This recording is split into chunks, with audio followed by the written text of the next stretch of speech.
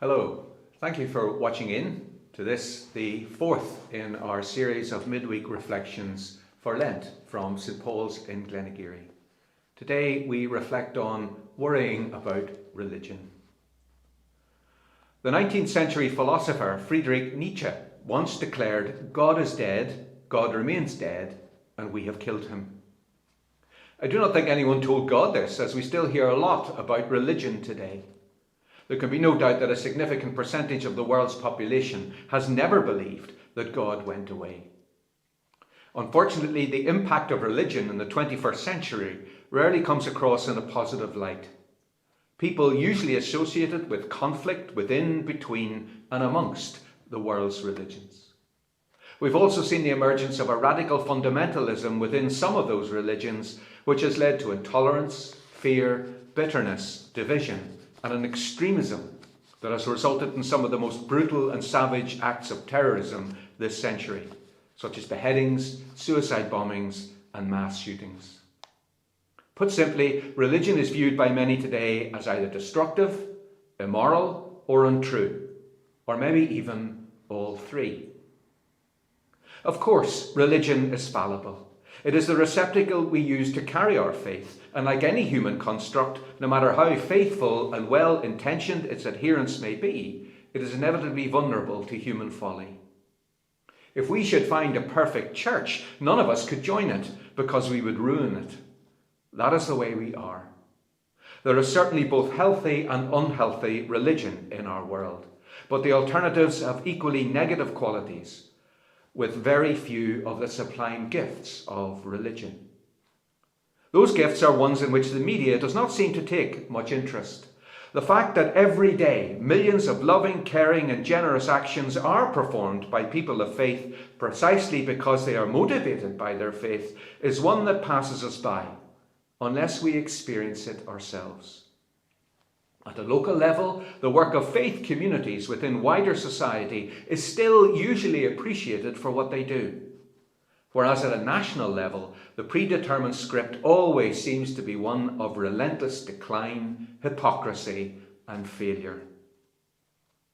Religious faith has probably been the prime motivator for fundamental change in society. Where else can a major social and cultural change find its energy? Here in Ireland, Christianity has taken a hammering in recent decades because of many well-publicised scandals following revelations of widespread suffering, neglect, cruelty and abuse inflicted by those who had been entrusted with the care and nurture of others. The fact that preserving the reputation of the institution was usually given priority over any meaningful attempt to put an end to what was happening or to bring the perpetrators to justice has fueled widespread disillusionment with the institutional church here. The blatant abuses of power, the cover-ups and hypocrisy has resulted in a rapid decline in the number of those willing to identify today as practicing Christians. We must not forget, though, that the religious orders were once at the forefront in the provision of healthcare and education in this country. Only for them, many would not have received treatment when they were ill, nor would they have had access to an education. Not everyone associated with the religious orders were bad. They were not all cruel, vindictive, hard-hearted, or abusive. And sometimes I think that is forgotten.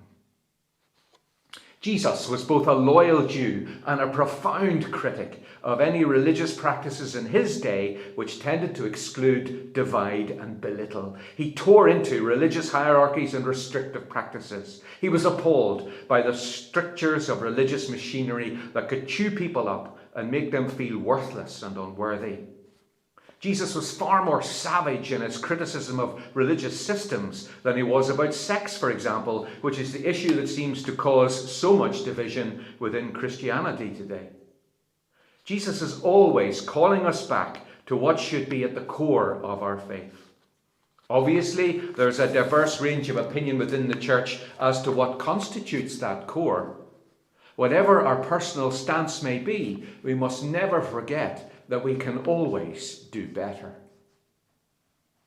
When it comes to the charge that religion is basically untrue, there is need for much greater understanding of our faith, so that we can commend our beliefs with confidence.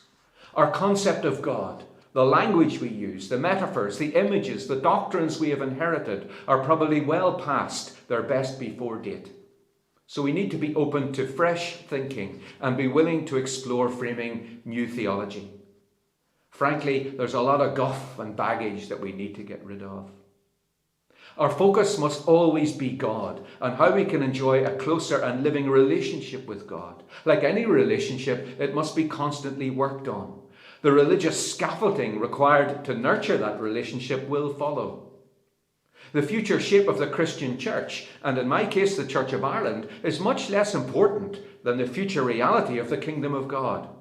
What Jesus inaugurated isn't an idea that might run out of steam or go out of fashion. It is the triumph of love in every facet of life. How can we help people to experience that love? The Church of Ireland, as I have known it, is possibly in terminal decline. Personally speaking, that saddens me, but ultimately the institution is not important. Maybe it needs to undergo another reformation. Maybe we need to start again. Think less about an institution and more in terms of what it means to be part of a family or community that strives to be faithful to the Christian vision. I used to worry about the decline of the church, but perhaps we need to look at the current trends in a very different way, as signs that God is calling us in a new direction. Maybe another reformation is already underway. We need to trust that God knows where we should be going. Each of us is a gift to God, to the church, to each other. In our must-fit-me precisely culture, we are now used to everything being customized to our needs. If we do not like what is going on, there is a tendency to walk away and stay away. And some apply that to the church as well. Maybe we should not think of ourselves as having to be at the defining center of everything. If we can manage that, then in humility, we can work together to make the church a truer reflection of the character of God.